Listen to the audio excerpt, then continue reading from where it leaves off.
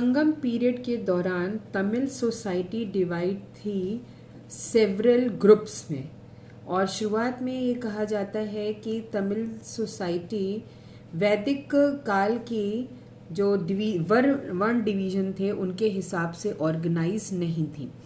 यानी कि यहाँ पर जो कास्ट सिस्टम था, जो कि हमारे वैदिक पीरियड में ब्राह्मण, क्षत्रियास, शूद्रास और वैश्यास होते थे, ये डिवीजन तमिल सोसाइटी में देखने को नहीं मिलता है।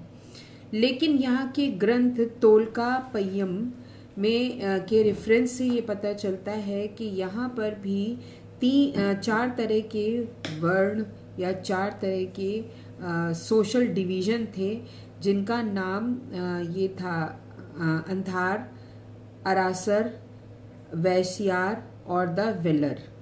उसके साथ ही साथ जो क्लासिफिकेशन किया गया इनकी सोसाइटी का, वो थोड़ा बहुत कुछ अगर देखा गया तो ये पाया गया कि ये वैदिक सोसाइटी से ही रिलेटेड था, बस इसका नाम तमिल लैंग्वेज में होने के कारण इसको थोड़ा सा डिफरेंट या थोड़ा सा अलग माना गया है।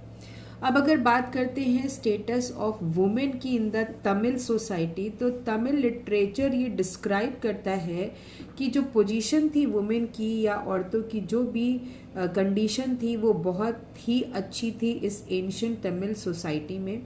संगम एज में वुमेन को एक बहुत ही रिस्पेक्ट से देखा जाता था और उनका स्थान बहुत ही स्पेशल होता था। मोस्ट इम्पॉर्टेंट इसमें जो वर्च्यू देखा गया है वो थी चेस्टिटी, यानी कि इनका सतीत्व।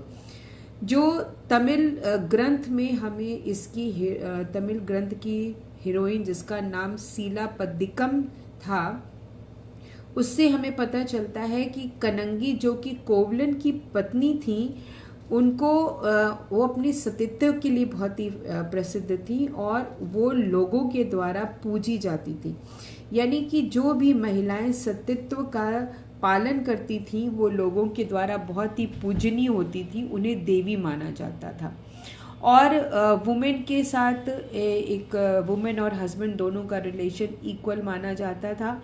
यहाँ पर ये भी देखने को मिलता है, इस लिटरेचर से पता चलता है कि इन लोगों को, यानी कि औरतों को रीमैरिज करने या प्रॉपर्टी में अपना हक पाने की तो पाबंदी थी, लेकिन सेल्फ इमोमरेशन यानी कि, और साथ ही साथ जिसे हम कहते हैं सती प्रथा भी इस समय देखने को नहीं मिलती थी।